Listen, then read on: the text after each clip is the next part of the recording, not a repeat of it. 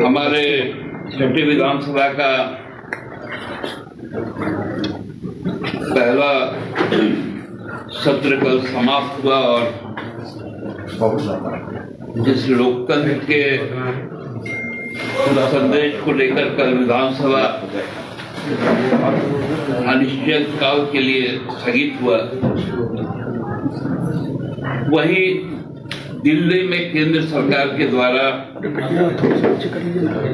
Cabinet की बैठक में लोकतंत्र के विरुद्ध एक काला निर्णय लिया गया। वो निर्णय है एक देश एक चुनाव, वन नेशन वन इलेक्शन।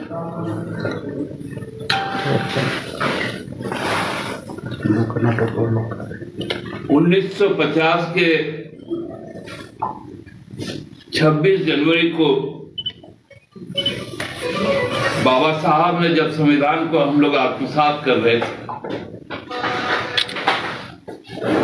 तो उन्होंने अपने वो ऐतिहासिक संबोधन में जो अंत किया था, वो आज भी जो भी लोकतंत्र पसंद लोग हैं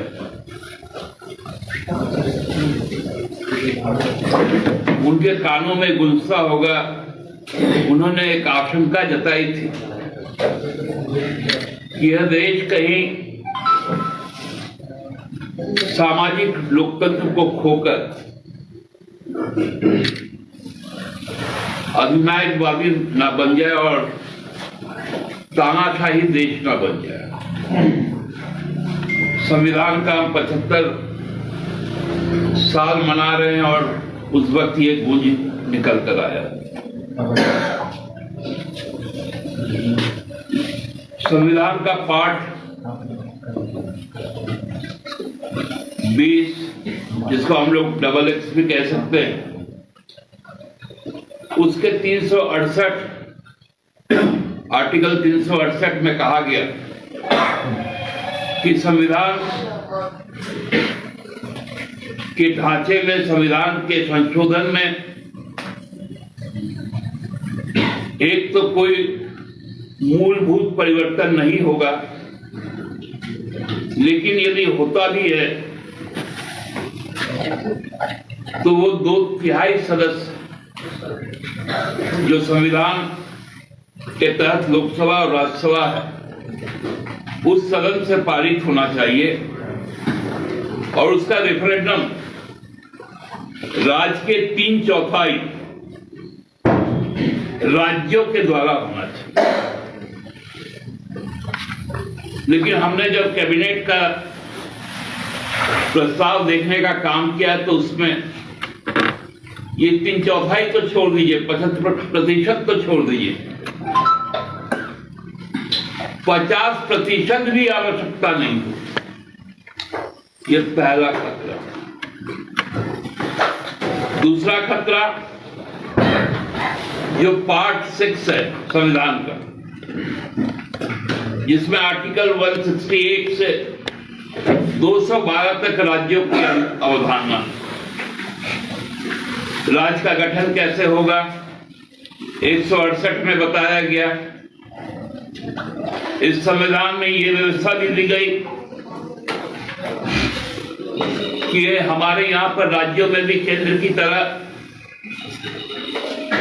बाइकैमरल लेजिस्लेचर हो सकता है, मतलब द्विसभात्मक हो सकता है, और यूनिक कैमरल भी हो सकता है,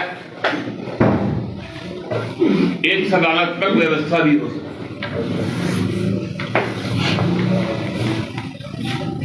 यहां बहुत स्पष्ट है कि आर्टिकल 333 कहता है कि कम से कम एक राज्य में न्यूनतम विधानसभा की संख्या 60 होनी चाहिए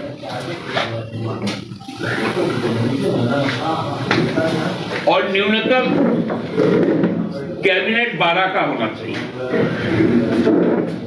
और यदि किसी राज्य में यदि द्विसदनात्मक व्यवस्था हो तो जो लेजिस्लेटिव असेंबली होगा उसका 1/3 सदस्य हो सकता है। हम लोग जानते हैं हमारे देश में कई राज्य जिसमें आंध्र प्रदेश, बिहार, उत्तर प्रदेश, मध्य प्रदेश, कर्नाटका, तमिलनाडु और अब तो आसाम और ओडिशा ने भी निर्णय लिया है कि वहां पर लेजिस्लेटिव काउंसिल होगा और ये स्थायी परिषद होता है जिसमें हर 2 साल पर कुल सदस्यों की 1/3 की विदाई होती है, रिटायरमेंट होता है और फिर नए सदस्य चुने जाते हैं। वैसे परिस्थिति में वन नेशन वन इलेक्शन संविधान की हत्या, बाबा साहेब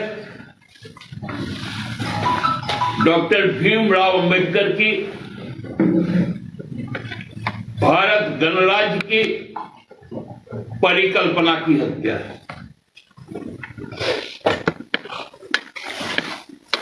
आप बताइए ये कैसा संभव होगा जब आर्टिकल 333 कहता है कि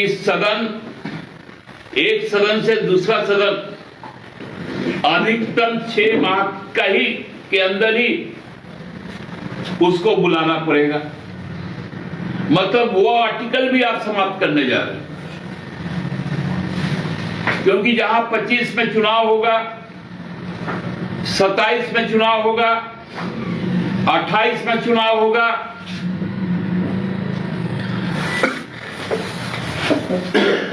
क्या है उन राज्यों का कार्यकाल 6 महीने का, साल भर का, 2 साल का होगा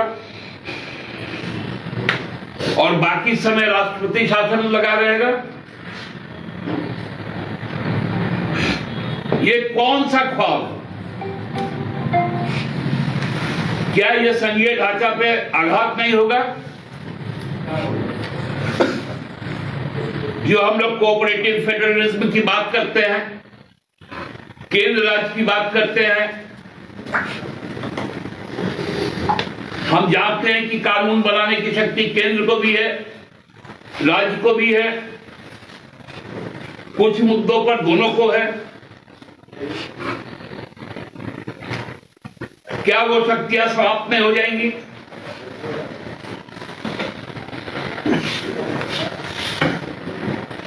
कौन गारंटी देगा?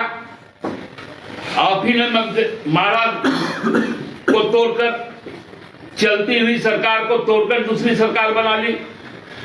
मध्य प्रदेश में चलती हुई सरकार को तोड़कर दूसरी सरकार बना ली। मध्य प्रदेश में चलती हुई सरकार को तोड़कर दूसरी सरकार बना ली। क्या क्षेत्रीय पार्टी को समाप्त करने की यह साजिश नहीं है?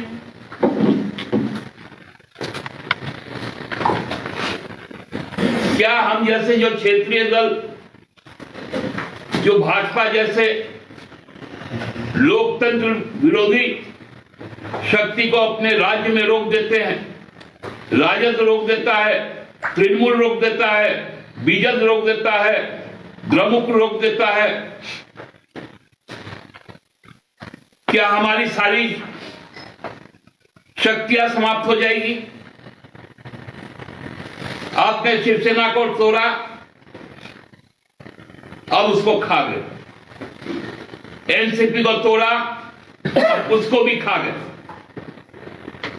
क्या यही खेल चलेगा?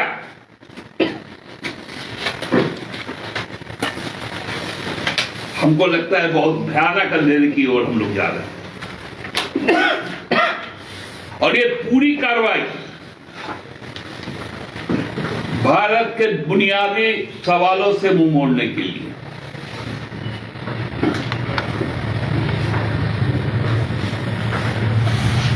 ये जो सोच है,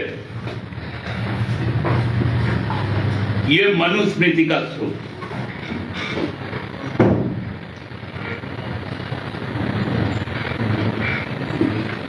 उनकी जाति श्रेष्ठता की सोच है, सत्ता श्रेष्ठता की सोच है। क्योंकि 2025 आरएसएस का 100 वर्ष है।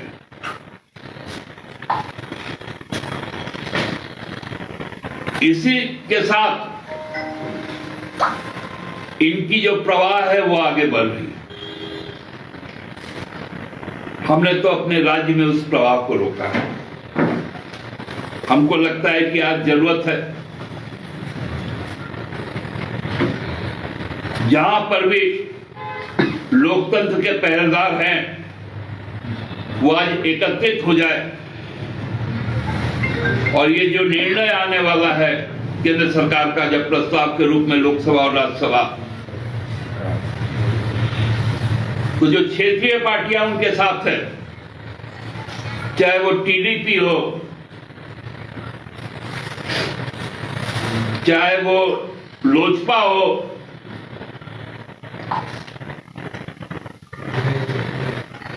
या अन्य पार्टियां हों, उनको भी अपना खतरा भाप के अपने आप को अलग करना चाहिए, चाहे जनता दल ही हो। ये बहुत चिंता का विषय है। हमने अपनी पार्टी की राय आपके समक्ष रखी। बहुत बहुत धन्यवाद। बीजेपी में रविंद्र राय जी प्रेस कॉन्फ्रेंस करके कह रहे थे झारखंड में जंगल राज वाली स्थिति हो गई है, अपराधी बेलगाम हो गए हैं, उग्रवादी घटनाएं बढ़ रही है। अब देखिए, रविंद्र राय बेचारे